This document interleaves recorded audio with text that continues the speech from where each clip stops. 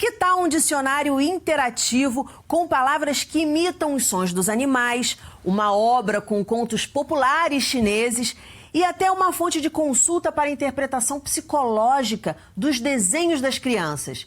Essas são as pedidas desta edição do nosso Clube do Livro. Então fique ligado, está no ar o Educação.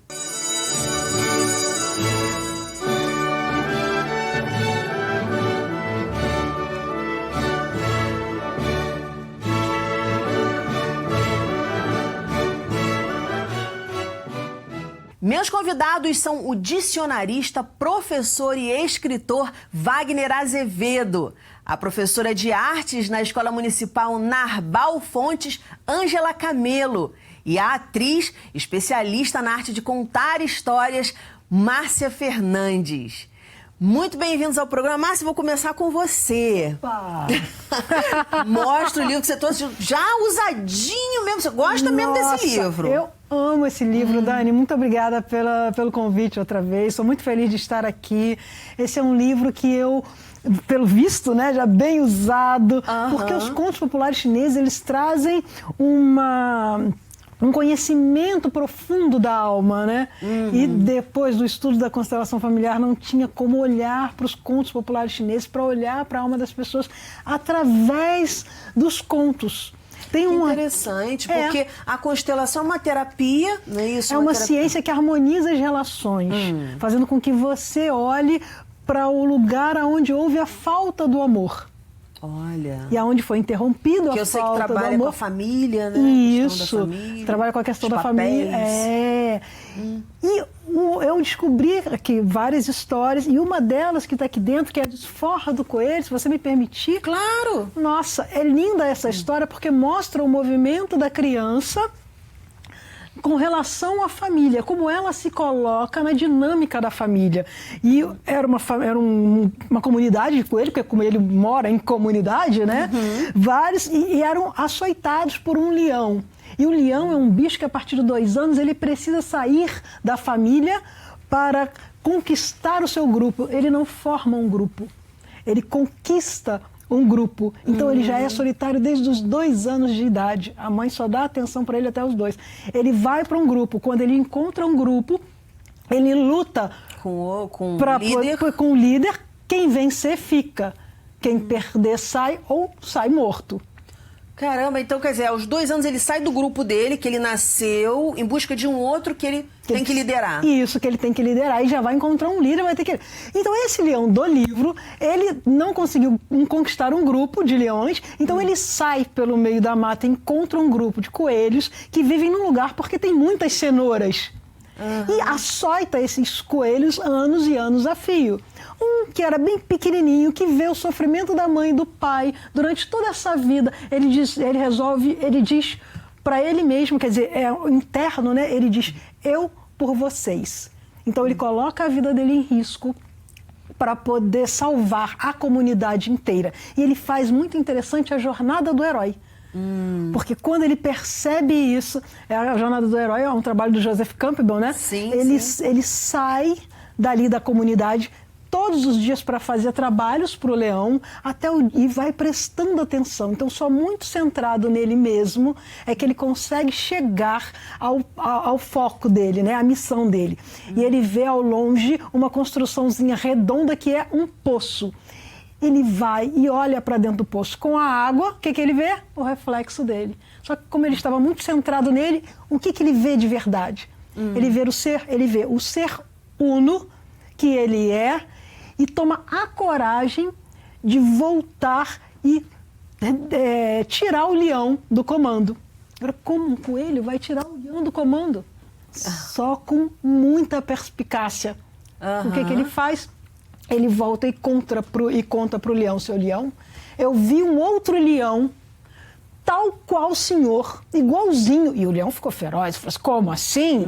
Você não disse para ele o tamanho da minha ferocidade? O meu tamanho, né, de gigante? E aí o coelho disse, eu disse tudo, mas ele disse que é 10 vezes mais feroz que o senhor, mais forte que o senhor, e pode derrotar o senhor com um sopro. O leão ficou furioso, então vamos lá. Ele falou assim, não dá. O senhor vai ter que esperar 3 dias. 3 dias, aquela questão, Coelho né? sagaz, 3 meses, hein? 3 anos, 3 dias, tudo um período de experiência, que era o período para temperar o leão, ou seja, temperar as paixões, as emoções do leão. Chegado no 3º dia, o leão desesperado, vamos que vamos, e foram, né? O coelho ia na frente ganhando tapas do leão, né? O coelho parou atrás de uma moita e falou pro leão, olha, ele tá ali, não me aproximo, jamais, porque senão ele me engole. Isso é luta de leão grande. E o leão foi. Quando ele bota as patas no murinho do poço, que ele olha para dentro, ele arregala os olhos de ferocidade, ele arreganha os dentes de prepotência, ele eriça a juba de orgulho, e o outro faz a mesma coisa que ele lá dentro. Só que como Reflexo. Reflexo. Só que como ele não estava centrado nele, ele acha que é o outro que está atacando ele. E ele mergulha na própria prepotência. Olha, que fantástica essa história. Quanta coisa que a gente não reflete a partir daí. Pois é. Né? E quando você conta uma história dessa, e não é assim tão nua e crua como traz aqui, porque ela tem todo esse simbolismo, e quando eu vou contar, eu conto de uma forma mais graciosa, porque leva mais tempo e tal, e as crianças vão percebendo, né? E no final elas vêm conversar e falam assim, nossa tia, ele se olha, como é que é essa força que ele ganha? Como é que é essa coragem, que é a coragem que o coelho ganha, né? Como é que é essa força que ele ganha? Como é que ele consegue derrubar um leão? Ou seja, você tira a criança da agressividade e mostra para ela que com a astúcia ela pode conquistar o que ela quer.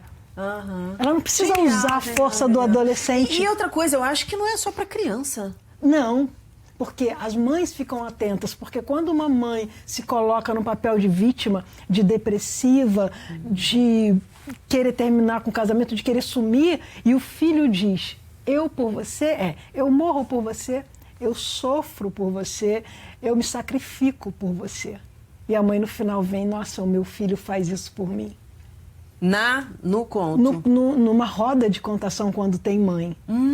Elas se dão conta, é como se você estivesse constelando as pessoas através da contação de histórias. Olha... E o que você diz, o que você fala, como se você estivesse constelando as pessoas, é harmonizando, a gente pode dizer assim. Harmonizando elas com elas mesmas, para que elas possam harmonizar com o todo ao entorno delas e com os próprios as histórias filhos. Fazem isso com a gente, independentemente. Fazem. Porque tem essa questão da identificação muito forte. Você fala assim, caramba, eu não sou a única pessoa que passa por isso, que pensou essa maluquice que passou pela minha cabeça, que eu tenho até vergonha de falar pra mim em frente ao espelho.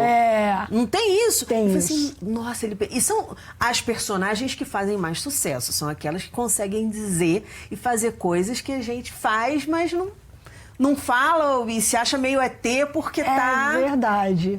Vou pular de você, porque eu volto aqui, aí pra todo mundo estar na conversa. Wagner falando em bichos. O que você trouxe, Wagner?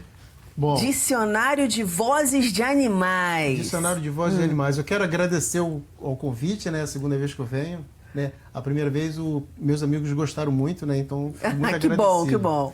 Essa obra aqui é o meu quarto dicionário inédito, publicado pela Shadow Books, em Lisboa. E foi ideia da professora Anne Gomes Radig. Ela já veio aqui, ela trabalha com autismo, com crianças especiais. Na UERJ. E aí ela sugeriu essa obra para a criança quando ela viu o meu dicionário de onomatopeias e vocábulo expressivo, que foi o primeiro. Aí ela comentou e até fez assim, né? Faz um pequenininho para a criança com as vozes dos animais. Porque as onomatopeias referem-se aos barulhos, tanto dos animais, né, as vozes dos animais, quanto os barulhos, trovão, vidro quebrando e etc. Aí ela falou, faz um para criança. E aí surgiu essa obra, graças, né, à ideia da professora. Mas eu vou te botar mesmo na prova de fogo, de você me mostrar aí quais foram os sons que mais chamaram a sua atenção, coisas que você pesquisou e você falou assim, caramba, nunca ia ter ideia de que isso era assim, assim, assado. Por favor. Sim, sim. É interessante porque... cada cultura, ela capta o som que é produzido e escreve com a grafia da língua. Então, por exemplo, na língua portuguesa, o cachorro uau, uau, a gente percebe como au, au. Numa outra língua vai ser uma outra coisa, né? E assim, é interessante porque a criança, quando ouve as vozes dos animais ou leem no gibi, aparece muito no gibi, né? Ouve também, muitas vezes, imitações em teatro, pessoas imitando gato, miau, o boi.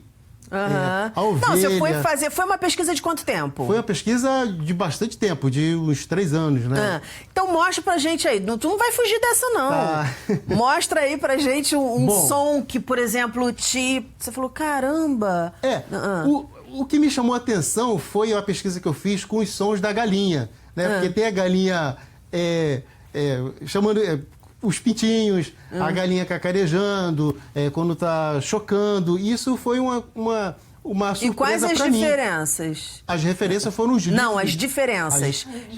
Dela chamando o pintinho, como é que é? Tu vai ter que fazer. Não adianta, Wagner. Não adianta me enrolar. É de acordo com o sentimento do animal. Aí vai dar uma expressão, às vezes, um pouco aflita, ou às vezes um pouco sereno. E isso é interessante, tá tudo aqui. Eu deixo. Mas tu não vai fazer nenhum? Ô, Márcia, eu vou ter que pedir pra você ler isso aí, fazer alguma pra gente, Márcia. Imagina. Pelo amor de Deus. Mostra o livro. Como é que é a galinha fugindo da panela? Como é que ela faz, Wagner? Diz pra gente. Mas vamos deixar pro... Como é que a galinha fugindo da panela, Wagner? Vamos deixar pros leitores, né? Mas é muita timidez, né? Não é? Mas mostra o interior do livro uma pra outra gente curiosidade esse trabalho é interativo, por quê? Porque eu deixo as crianças, eu elaborei atividade para as crianças ligarem, desenharem, colorirem, e isso vai ser muito interessante para desenvolver, né, a criatividade da criança. Eu acho isso é um trabalho inédito. Abre o livro pra gente ver. Sim. CD aí, rapaz? Não tem. Né, então, por exemplo, Vamos fazer o seguinte. aqui, ó. Então eu mostro, né, o galo com a galinha e tal, e aí a criança vai descobrir qual é a voz, tem o gabarito, se por um acaso a criança, né, tiver um pouquinho de dificuldade, pode olhar o gabarito. E é isso, é um trabalho interativo para as crianças aprender se divertindo. Deve ter muita curiosidade aí. Vai pensando que tu não vai escapar dessa, não. Eu vou aqui pra Ângela agora, pra Ângela mostrar o livro dela. Quero que você separe alguma coisa aí pra mostrar pra gente, pra fazer, pra gente ter uma ideia do que é. Porque assim tá muito por alto, hein, Wagner? Vamos lá, Ângela, o que você trouxe? Eu venho agradecer, né, pelo convite. Eu vim falando sobre o livro sobre o grafismo infantil, porque eu sou professora de uma escola municipal do Rio de Janeiro e o trabalho que eu estava fazendo com eles há bastante tempo, que sempre eu friso, que é os desenhos. E aí eu tive quando eu comecei a fazer o curso de psicanálise, né, eu fui entender um pouco do que é o desenho através do inconsciente, porque o que não é verbalizado, né, é falado no desenho. Que bacana. E também não é só na criança, mas também no adulto. Então, eu fazendo o trabalho de arte com as crianças da escola, e eu identificava algumas coisas que tinha a ver com a família. Como que seria essa família dessa criança, por que estava passando por aquele processo daquela questão de não aprender na sala de aula. Por que ele não conseguia identificar... ter aquela empatia, ou trabalhar em grupo, ou estar com um colega, ou porque era rejeitado de alguma forma em sala de aula. Quer dizer, todos os problemas, você começou a perceber que eles também se manifestavam no desenho, nos traços, nos motivos dos desenhos também. Mais especificamente em quê? Nos motivos ou nos traços ou meio a meio? Meio a meio. E assim, tinha um desenho de uma criança que eu até coloquei no livro, né, que ele desenhou ele sozinho. E ele estava no parque, mas estava sozinho. E eu perguntei assim, cadê o seu pai, a sua mãe? Aí ele falou assim, não tá aqui porque tá trabalhando muito. Então, eu via que ele estava com problema em casa, só que ele não verbalizava em casa. Ele estava falando da solidão dele. Porque os pais não estavam junto com ele, o pai, principalmente porque o pai trabalhava à noite. e chegava em casa e ia dormir, e ele queria sair com o pai, passear na praça, só que o pai não estava presente. E ele ficava assim, disperso o tempo todo na sala de aula, quando eu estava com ele, era disperso. Eu chamei a mãe para conversar e ela falou, não, realmente o pai não estava presente, eu vou falar com ele para poder ver se consegue alguma forma de levá-lo para trabalhar ou para praça, brincar, para passear, porque ele queria muito passear. E né? olha que bacana, porque quando a gente volta para a constelação familiar, o Bert Hellinger fala, a mãe traz para a vida e o pai leva para a vida. Ou seja, eu vou falar com o pai para levá-lo para passear. Sim. Que ela traz, ela é a grande nave, né, que traz o ser. E ele leva para a vida.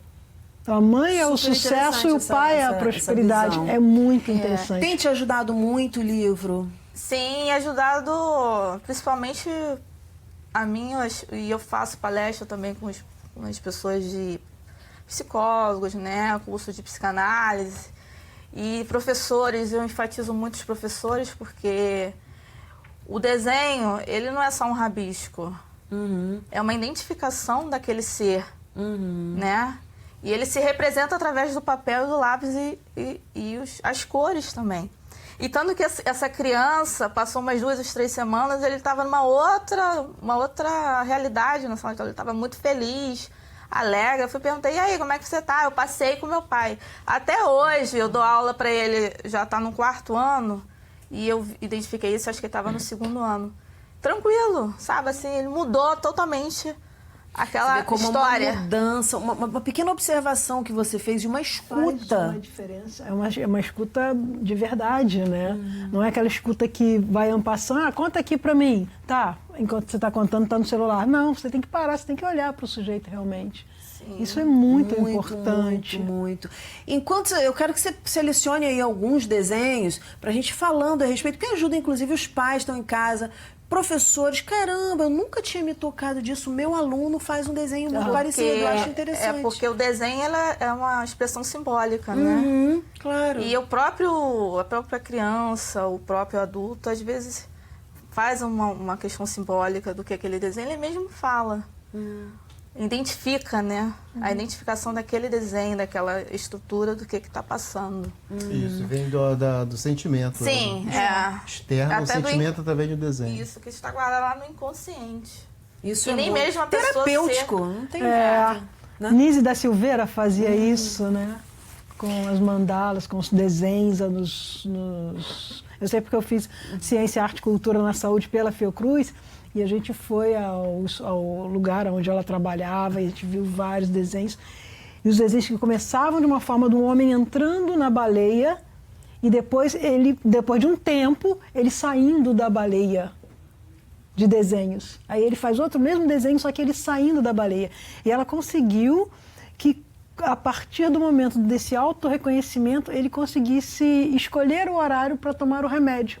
Opa, tô ficando chapado, digamos assim, tô ficando meio já maluquinho, então vou tomar o remédio.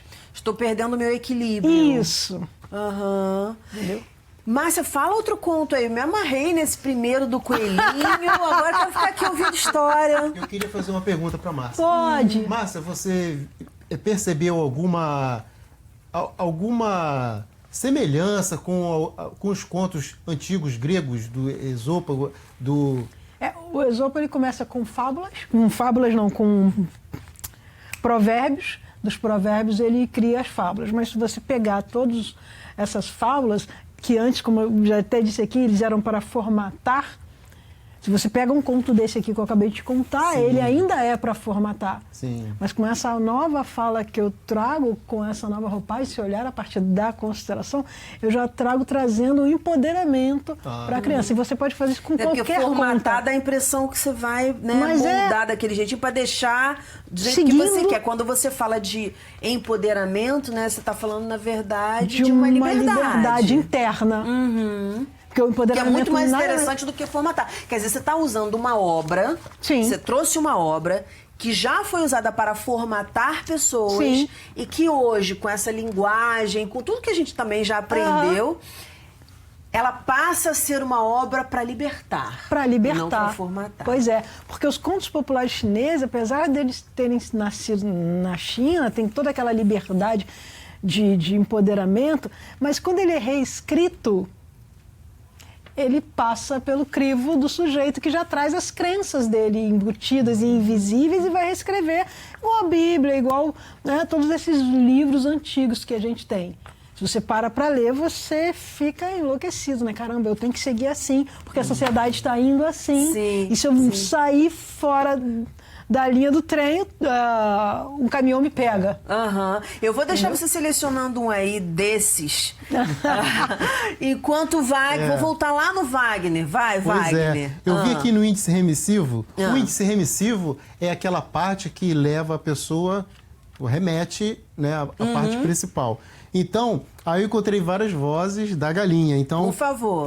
Tem a voz da galinha, né? Cró, caré, caré. Aí tem agora a galinha reclamando, cracacá, crococó. Tem a voz da galinha quando acaba de pôr ovo, cococó, corocó. Dá pra afinar. Não é verdade? Um Cococó, corocó. Essa galinha tá grave, Pois né? tá vendo, né? A Maria dançou no carnaval e... O que eu acho bastante interessante nessa obra, Wagner, é que chama, eu não sei se vocês vão concordar, chama a criança, chama quem tá interessado, caramba, qual é o som? Para estar mais atento ao que está acontecendo ao redor, para a vida, para o real. Porque a gente está tão sempre celular, cabeça no futuro, com as preocupações, cabeça no passado com a culpa. E a gente não está ligado no presente, que é onde as coisas ocorrem, que é quando as coisas ocorrem.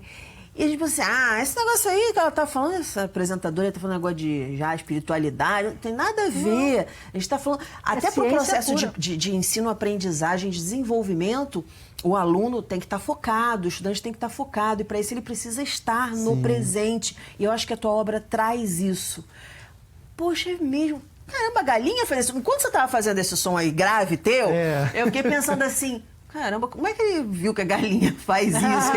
É uma observação do ambiente. É até interessante porque a questão da fono, né, da questão da criança que não está conseguindo falar com a fonoaudióloga, isso aí também é muito interessante para a criança, né? Poxa, mais uma coisa, muito legal. E algum desses animais você fez pesquisa ao vivo, assim, ou você... Olha, eu vivi com alguns animais, eu convivi, nunca vivi em fazenda, mas eu vivi com um pintinho, com um galo, galinha, gato. Então, alguns...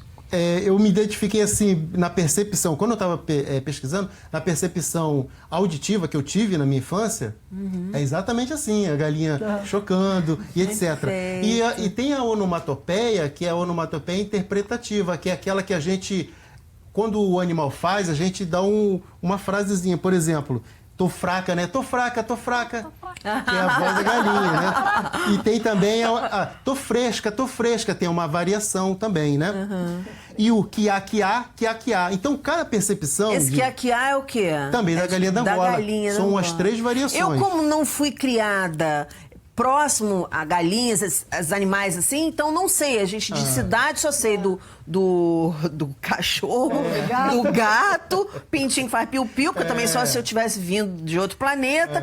Mas essas coisas. Agora, esses detalhezinhos são, inclusive, interessantes para as crianças irem descobrindo também e irem tendo acesso a uma outra realidade. Olha outra curiosidade aqui, ó. Voz da galinha quando chama os pintinhos para lhe mostrar algo de comer. Que. Aí o pintinho vem. É isso. Tem faixa É muito interessante. Olha, específica ou não? até os adultos vão gostar, não tem, né? As crianças vão amar, eu tenho certeza disso, mas assim, até os adultos vão gostar também. Eu acho interessante também que vai interagir com o pai e com a mãe. Sim. Vai ter uma questão de interação familiar, né? Isso é muito interessante. Vamos lá, a gente está no finalzinho do programa. Ângela, mostra assim, características que a gente tem que estar atenta aí no desenho, exemplo. Um desse exemplo aqui... esse aluno, eu mandei ele fazer um desenho livre, né? E aí ele desenhou a casa dele, né? Normalmente é transparente, porque é assim que se desenha, acho que até os 6 anos de idade, é transparente. Esses pontinhos que vocês estão vendo aí verde, ele disse para mim que era furos de bala, porque ele morava em comunidade e ele tinha muito medo de ter porque ele falou que subiu o caveirão, essas coisas lá pro morro. E aí ele, na casa dele não tinha um ponto de fuga, mas ele desenhou uma escadinha aqui no fundo. Porque rosa? Isso, a escadinha ali para poder fugir. Como a casa dele não tem, porque ele falou que se abaixa, né, debaixo da cama para poder fugir, né, dessas coisas. E aí ele falou que ali desenhou a escada, porque ele imaginava que ele queria... ele poderia construir uma escada, em casa não. Para poder fugir da violência, né, e tá interagindo assim o tempo todo. Interessante porque aí você abre também um espaço na sala de discussão, porque não era a realidade certamente só dele, mas dos outros também, porque geralmente a escola está situada numa região, né? E aí os alunos que estão próximos àquela região que vão à escola. Eu acho bem interessante para a gente ficar atento aí nos desenhos das crianças, que podem ser uma fonte de processo de desenvolvimento, de aproximação, de conexão também. Eu acho que tem várias coisas que podem rolar aí, inclusive de atividades, porque muitas vezes o professor fala assim, vou dar um refresco para vocês, hein? Podem desenhar. E aí fica só o desenho pelo desenho. Quer dizer, como se fosse uma atividade menor, né? E o livro traz esses exemplos. Isso eu acho que é uma ferramenta rica. Só que as pessoas não têm essa questão de entender, né, de olhar, o olhar sensível, de olhar para aquele desenho e ver que é uma ferramenta para entender o outro. Eu lembro quando eu comecei a dar aula de uma criança que tinha... a professora pediu para fazer uma redação sobre gato. Isso é um papo lá entre as professoras. E aí ele fez uma redação sobre gato. Só que não era o gato miau, miau do seu dicionário. Era o gato de luz. Porque a realidade dele é que existiam gatos na comunidade que ele morava e a redação dele foi toda em cima disso. Por que essa redação não era legítima? Né? Era legítima, a vida dele, a realidade dele. Eu acho que é isso que os teus desenhos acabam trazendo também. A realidade, não só essa concreta que a gente percebe, mas da solidão. E como a gente pode identificar, eu acho bacana isso, esses exemplos, porque às vezes uma coisa que passa batido, pontinhos verdes. Você olha um desenho com pontinhos verdes, não é nada. Tudo, é a bala, é o perigo, é a vontade dele de escapulir daquela realidade. Muito bacana, muito interessante. Eu vou encerrar, porque a gente já tá no limite do tempo. Clube do Livro passa voando aqui no Educação. Muitíssimo obrigada pela participação de vocês aqui no programa. Parabéns pelo trabalho, muito sucesso. O nosso programa fica por aqui. Na segunda-feira que vem tem muito mais, às 9h da noite. Educação, se você não se envolver, não rola. Dias felizes, paz e até lá!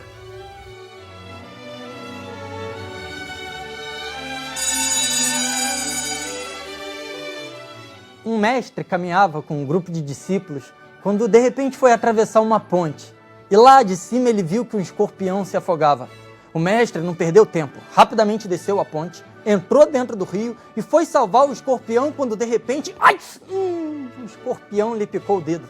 Sem perder tempo, foi até a margem do rio, pegou um graveto e voltou a entrar no rio. E foi dessa forma que conseguiu salvar o escorpião, que subindo no graveto, pôde ser salvo sem picar o dedo do mestre. Quando voltou a encontrar o grupo de discípulos, todos estavam indignados. Mestre, o senhor é doido? Foi salvar um bicho peçonhento desse, que lhe respondeu um gesto de bondade com um ato violento desse? O mestre, olhando para os discípulos, disse, mas ele agiu de acordo com a sua natureza, e eu de acordo com a minha.